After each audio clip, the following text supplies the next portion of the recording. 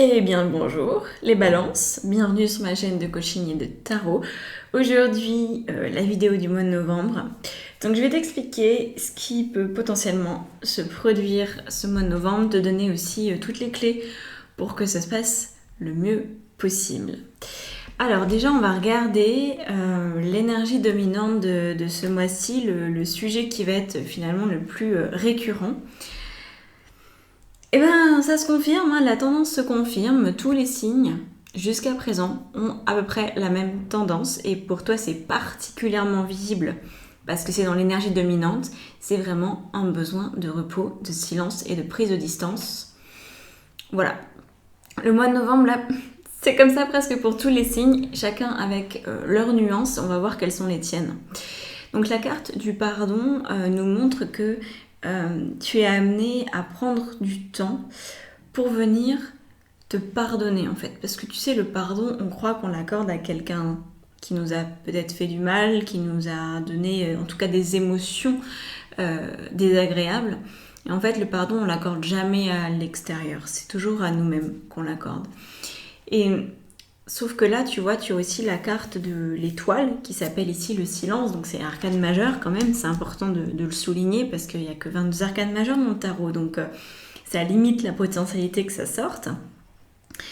Et en fait, on se rend compte que ce calme, ce pardon, cette tranquillité que tu es amené à retrouver et à te redonner, ou peut-être te donner tout court, eh bien tu vas venir la puiser dans ton étoile. Alors l'étoile, c'est un concept que moi je ressens comme ta capacité à te sentir faire partie du monde tout en étant un être divin. Donc ça veut dire que tu es amené à retrouver cette nature divine, tu es amené à passer plus de temps dans ta sensibilité. Je pense que tu as peut-être forgé une petite carapace ces derniers temps pour survivre, pour passer les étapes en te disant ça va bien finir par se calmer. Et là, potentiellement, de ce que je vois, ça va se calmer parce que toi, tu mets du calme. Parce que toi, tu prends tes distances. Mais ça va pas se calmer à l'extérieur, en fait.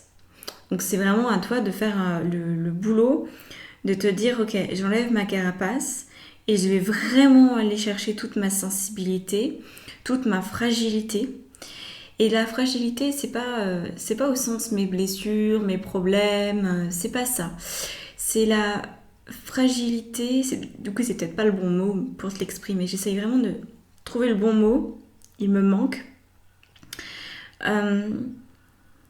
La sensation en fait que t'as pas peur de ressentir des choses. T'as pas peur de ressentir de la souffrance, de la douleur et de la joie. Parce que tu vois, il y a quelque chose qu'on croit souvent en tant qu'être humain, c'est qu'on se dit moi je veux pas ressentir de douleur, je veux pas ressentir de souffrance. Par contre la joie, je suis complètement ok. Et en fait on peut pas être ok pour ressentir l'un et pas ressentir l'autre.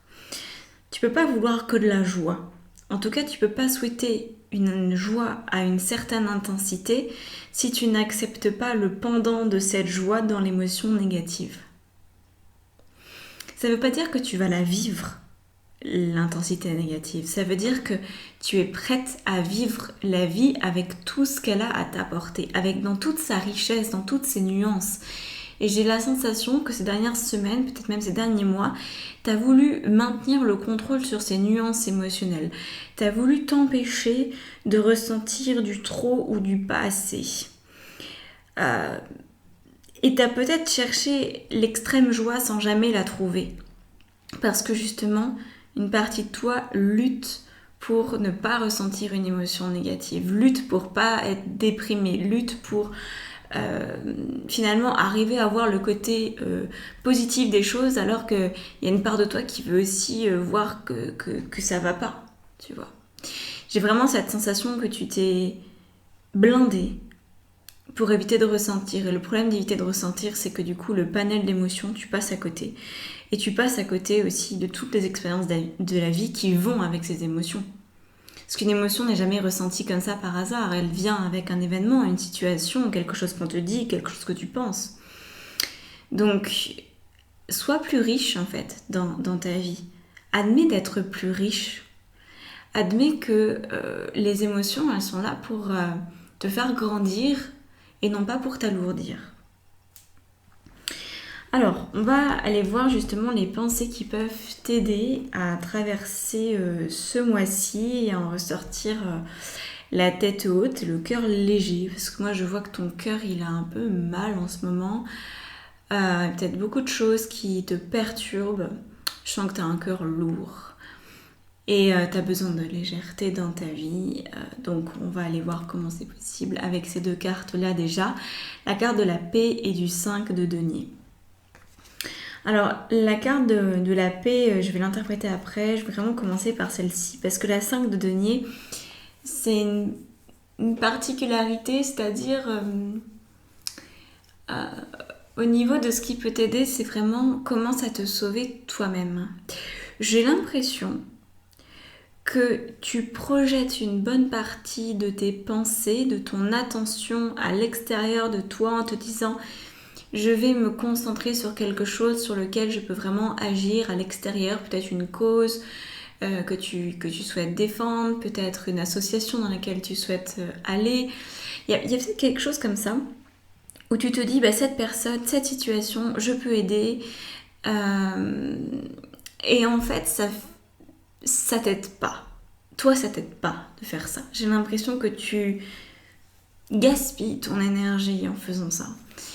Alors que là, l'idée, c'est de prendre soin de toi complètement. C'est-à-dire d'aller voir, et c'est là où ça peut peut-être être un petit peu désagréable, mais c'est le moment à passer aussi. C'est pour ça que tu as besoin de prendre du recul, d'être un peu en repli de ta vie pour ce mois de novembre. Le 5 de denier, ça touche à toute notre matérialité. Là où on est en conflit avec notre matérialité. Donc par exemple, est-ce que tu es satisfaite du lieu où tu vis ? Est-ce que tu es satisfaite du métier que tu fais ? Est-ce que tu es satisfaite de la manière dont ça se passe dans ton couple ? De la manière dont ton compte bancaire est alimenté ? De la manière dont tu te nourris ? Est-ce que tu es satisfaite de ces choses-là ? Parce qu'en fait, là, semble-t-il que tu ne l'es pas tout à fait. Semble-t-il que tu ne te sens pas en paix avec les résultats que tu as maintenant dans ta matérialité. Et donc, les pensées que tu vas avoir à nourrir, c'est justement, alors non pas forcément d'être satisfaite, mais de prendre soin de ta matérialité. Donc c'est, je prends soin de mon quotidien. Je fais la paix avec moi-même. Et je pense que c'est pour ça qu'ici, on voit que au niveau des nuances et des fluctuations émotionnelles, tu refuses. En tout cas, en octobre, c'était encore le cas. Au mois de novembre, tu t'ouvres à ça. Mais tu pouvais vraiment refuser de ressentir des extrêmes. Parce que, imaginons que ton lieu de vie ne te convienne pas. Tu le sais, mais tu veux pas non plus rentrer dans l'émotion que ça te convient vraiment pas parce que peut-être que pour l'instant, tu n'as pas de solution. Et en fait, tu n'as pas de solution parce que tu n'as pas été jusqu'au bout de l'émotion. Tu n'as pas été voir ce qu'elle voulait te dire. Peut-être qu'au final, tu n'auras pas à changer de lieu, mais tu as besoin de te rendre compte l'impact que ton lieu de vie a vraiment sur toi, sur ton être.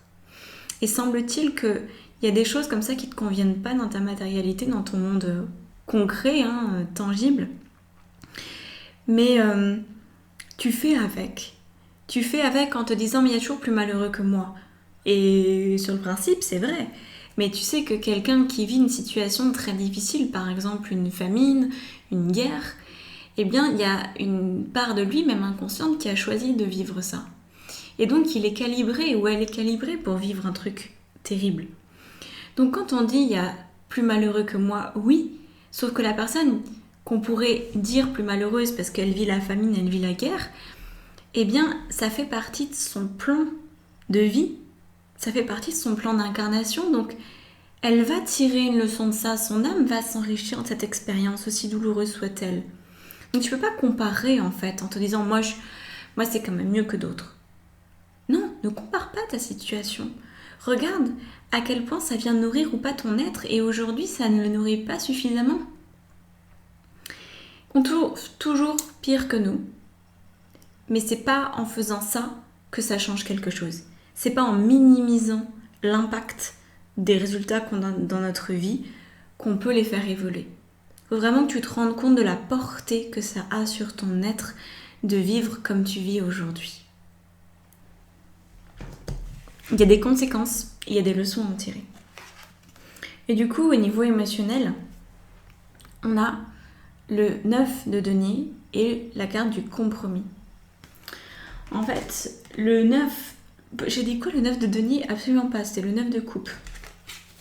Tu t'en es sûrement rendu compte, il y a plein de coupes. Donc, le 9 de coupe, ça va être justement une fois que tu as été voir cette émotion, que tu as été voir l'impact qu'elle a sur toi, ça va être de te dire oui, je pourrais trouver pire que moi. Oui, je peux trouver quelqu'un qui vit dans un taudis. Oui, je peux trouver quelqu'un qui se fait frapper par son mec. Oui, je peux trouver quelqu'un qui est au chômage depuis 10 ans. Oui, ça existe ces gens-là. Et ils sont peut-être très malheureux. Mais moi, aujourd'hui, si je suis pas dans un lieu qui me convient, l'impact que ça a pour moi, il est grand. Et en fait, émotionnellement parlant, t'es amené, une fois que tu t'es rendu compte de l'impact que ça crée, t'es amené à mettre de la cohérence par rapport à cette émotion. C'est-à-dire que prenons l'exemple du lieu de vie. Ton lieu de vie ne te convient pas, ça fait peut-être quelque temps que ça ne te convient pas, que tu ne trouves pas forcément de solution d'ailleurs dans l'immédiat, mais ça ne convient pas. En fait, à un moment, tu vas te rendre compte que tu as fait un compromis avec toi-même. C'est-à-dire que alors j'espère que je vais être claire dans cette explication, le fait que tu sois encore dans ce lieu-là, même s'il ne te convient pas, c'est que tu acceptes de le vivre parce que tu ne te donnes pas le droit d'être dans un 9 de coupe. C'est-à-dire que tu ne te donnes pas le droit d'être véritablement heureuse. Et donc tu limites ton bonheur en étant dans un lieu de vie qui est passable. Tu limites ton bonheur en étant dans un couple qui est passable. Là, on te dit émotionnellement, sors du compromis. Donne-toi le droit d'être heureuse. Donne-toi le droit de vibrer. Donne-toi le droit de vivre passionnément. Aujourd'hui, encore une fois, on l'a vu dans l'énergie dominante, tu te coupes de ces grandes nuances émotionnelles. Et donc, tu peux pas vibrer intensément dans ta vie, avoir un lieu de vie magique qui te soutient et en même temps refuser de te rendre compte que tu vis dans le compromis et assumer la responsabilité de cette douleur. Donc il y a quelque chose de très inconscient qui est à l'œuvre ici et ce mois de novembre en fait, pour tous les signes jusqu'à présent, ça a été ça, c'était je prends du recul parce que j'ai une grande programmation inconsciente qui est encore en route et en fait ça peut plus durer. Voilà. Ça peut plus durer mais j'ai besoin de temps pour pouvoir analyser ce qui se passe, pour pouvoir comprendre mes mécanismes et pour pouvoir me donner l'autorisation de vivre autrement. Donc là, émotionnellement, va faire la paix avec toi et donne-toi le droit de vivre une vie à la hauteur de tes rêves. Et si tu as besoin de rêver et si tu as besoin d'être soutenu dans l'accès à tes rêves, tu prends une séance de coaching avec moi. Je t'assure que ça va te booster, ça va te permettre de voir la vie autrement. Donc, ça, c'est au niveau de ton mindset, au niveau de tes pensées et de tes émotions. Focalise-toi sur le fait de te servir en premier, de tout te donner, de te donner vraiment le droit d'être vivante en fait. Parce que ce que je ressens, tu vois, quand on dit qu'on est dans le compromis, pour moi c'est un mot qui ne devrait pas exister comme ça. C'est-à-dire que pour moi le compromis, c'est la survie, c'est pas la vie. Tu peux pas être dans le compromis et dire oui, je me sens vivante. Ça sonne faux. Ça sonne faux. Quand tu es dans le compromis, ça veut dire qu'il y a une partie de toi qui est contentée et l'autre qui se suradapte à une situation Et tu sais qu'on ne peut pas se suradapter ad vitam aeternam. On peut se suradapter pendant 10 minutes, puis après, il y a comme quelque chose qui se casse en nous. Et c'est justement quand ça commence à se casser qu'on perd confiance en nous parce qu'on se dit mais je sais ce que je veux, je sais ce qui est important pour moi et j'arrive même pas à tenir cette parole pour moi-même. Et du coup après la confiance elle dégringole complet. Donc donne-toi la confiance de pouvoir aller de l'avant. Et là justement ça continue. Au niveau du passage à l'action, on a la carte, alors je vais bien te les montrer. On a le monde, arcane majeur. On a la carte de la culpabilité, le 8 d'épée. Et on a la carte de la protection. Il y a beaucoup de choses dans les actions, mais encore une fois, là c'est une récurrence. C'est dingue que ça soit aussi récurrent. J'ai hâte de voir avec les autres signes. Mais toujours cette histoire de dire, le mois de novembre, il faut prendre du temps, quoi. Il faut vraiment prendre du temps pour soi. Et donc, en fait, là, au niveau des actions, c'est pas des actions très claires, très évidentes, très tangibles. Ça va être des actions que tu vas prendre pour toi dans le sens de ce que je t'ai dit tout à l'heure, c'est-à-dire de te donner l'autorisation sans culpabilité de vivre pleinement à ton plus haut potentiel. Voilà. C'est ça l'action que tu dois poser. Et alors si je t'ai déjà coaché, tu connais certainement le mindset, donc fais-le parce que tu peux considérer que le résultat que tu peux obtenir, c'est de pouvoir croire que tu as le droit à 100% d'avoir une vie à la hauteur de ton potentiel. Que tu as le droit, quel que soit ton âge, quel que soit ton diplôme, quel que soit ton milieu, quel que soit là où tu en es dans ta vie, ce que tu as compris, pas compris, tu as le droit à une vie magnifique. Il n'y a rien que tu aies pu faire qui t'ait enlevé ce droit. Sauf toi-même. Toi seul peux t'enlever ce droit d'exister pleinement. Tu es la seule personne qui peut te priver, qui peut te punir. Et apparemment, tu te punis encore de quelque chose. Et je ne sais pas quoi, c'est très variable selon les balances. Ça peut remonter à ton enfance, ça peut remonter à des mémoires passées, de ton propre passé en tant qu'âme, de mémoire transgénérationnelle ou de mémoire de l'inconscient collectif. Donc c'est très vaste et tu n'as pas forcément besoin d'identifier avec grande clarté d'où ça vient. Mais par contre, le mécanisme, ça serait important que tu puisses l'identifier. Déjà, j'espère que ce que je te dis te permet d'identifier une partie de tes comportements de sabotage. Prends en conscience parce qu'en fait, ces comportements, ce ne sont pas toi. Ce sont des choses que tu as mis en place pour te sauvegarder à un moment donné. Mais c'est toujours le problème avec le sabotage, c'est que il y a un moment où c'est très utile dans notre vie et il y a un moment où ça devient un énorme problème. Et en fait, le moment où ça devient un énorme problème, en fait, on a tellement l'habitude de vivre avec le sabotage que on ne sait pas trop comment s'y prendre pour revenir à avant. Voilà, à l'état initial. Au niveau du résultat que tu peux obtenir, et j'ai hâte de tirer des cartes supplémentaires pour te montrer ce que ça peut faire, parce que là j'ai eu une seule carte, mais elle est suffisante à elle-même, j'ai envie de te dire, la carte de la renaissance. Et c'est pas n'importe quelle renaissance, parce que c'est une renaissance avec un 10 d'épée. Et le 10 d'épée, encore une fois, c'est pas quelque chose de tangible. C'est-à-dire, c'est pas ton appartement qui va changer de look du jour au lendemain, ton couple qui va changer de look du jour au lendemain. C'est toi dans ta psyché qui va changer. Dire que la renaissance, c'est quelque chose que tu te donnes le droit de vivre. Tu te donnes le droit de vivre une vie à la hauteur de ton potentiel, à la hauteur de tes rêves. Donc, c'est comme si tu allais pouvoir switcher de mindset, switcher d'état d'esprit, et à ce moment-là, en fait, rester focus sur ce qui est important pour toi. Mais ça va se voir en décembre, en janvier, etc. Où là, tu vas peut-être vraiment prendre des actions, poser des actions, tu vois. Tu vas peut-être sentir le besoin peut-être d'être accompagné, de faire un programme, de te former à quelque chose, de changer d'appartement.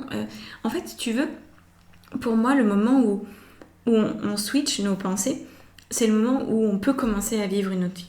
Tant qu'on a encore les mêmes pensées, on ne peut jamais avoir un résultat différent en fait. Parce que t'as le résultat, les actions en amont l'émotion, en amont la pensée et en amont la programmation inconsciente. Donc, si tu changes tes pensées, ça veut dire que tu as réussi à changer ta programmation inconsciente et du coup, tu vas pouvoir vivre dans une émotion de paix, de sérénité, de confiance. Et donc, tu vas poser des actions qui découlent de ça et donc tu auras un résultat différent. Mais parfois, pour que le résultat se matérialise, il faut un certain laps de temps, tu vois. C'est pas comme ça. Donc, là, je vois que d'ici la fin du mois de novembre, si tu suis ce process de mise en lumière, de prendre de recul, de faire silence, de prendre du temps pour toi, de faire de l'auto-coaching, de faire du coaching, d'utiliser une thérapie si tu sens que c'est important, si tu sens que c'est par là que ça va passer pour changer ta programmation inconsciente, suis ce que tu ressens au niveau de ce qui te fait vibrer. Voilà, si tu as besoin d'une aide extérieure à toi, va vers ce qui te fait envie et pas vers ce que tu crois avoir besoin. Parce que tu peux faire ce processus seul.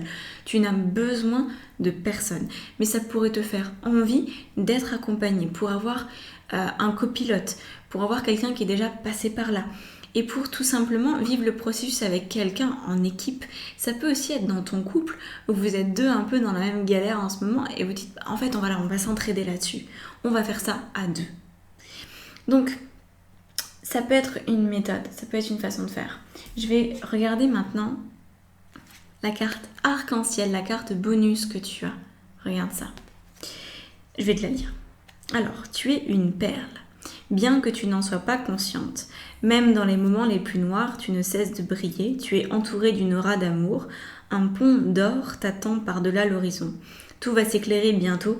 Garde confiance et continue de poursuivre tes rêves. Tu es bénie pour l'éternité. Exactement. Et du coup, pour moi, cette renaissance au niveau de ton mindset, c'est ce pont d'or. C'est cet arc-en-ciel. C'est « Ah, j'ai changé d'état d'esprit. Je ne me considère plus de la même manière. Maintenant, je sais que je peux tout accomplir. Je sais que j'ai le droit d'être heureux. Je sais qu'il n'y a rien qui m'empêche de ça et que ma programmation inconsciente est clean. Alors, je commence à vivre une vie différente. » Et c'est là que les solutions vont arriver. C'est là que, par exemple, un nouveau lieu de vie va pouvoir se manifester. Parce que tu as changé d'état d'esprit. Parce que tu as osé croire que ça pouvait être différent. C'est le plus long pour moi. C'est le plus long. C'est de changer d'état d'esprit. C'est de croire qu'on peut être quelqu'un de différent de la personne qu'on a été jusqu'à présent. C'est vraiment le plus long. On a la reine d'épée sur le résultat. Donc, voilà. C'est le plus long. Quand je le vois avec mes coachés, ça dure parfois... ça peut prendre quelques mois sur des grosses choses. Moi, je me rappelle de certaines projections, certaines croyances que j'avais sur moi-même. Il a fallu des années. Ça dépend, en fait, de la quantité d'énergie qui a été déployée pour mettre en place la programmation inconsciente. On a la tour, la maison de jeu en énergie dominante. Génial. Maintenant, il faut que je prenne un autre tarot. Ah non. Oui, non. Il sera mieux celui-là. Donc, je vais prendre au chaud pour continuer.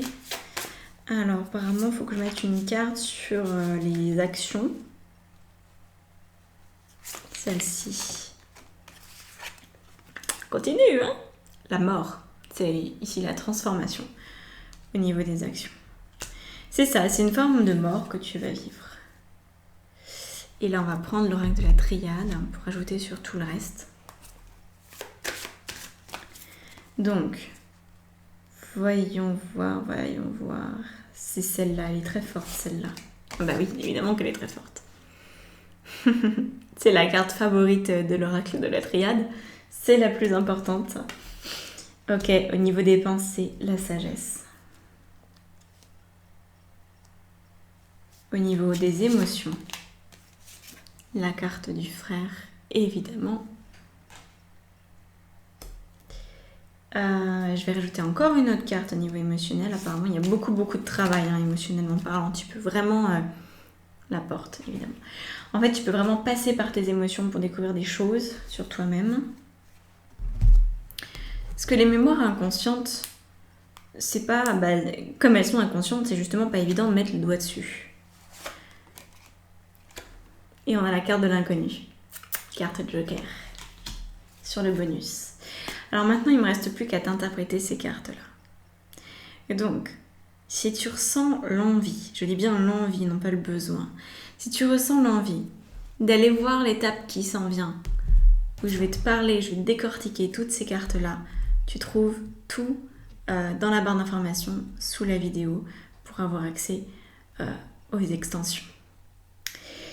Moi, je vais continuer ça.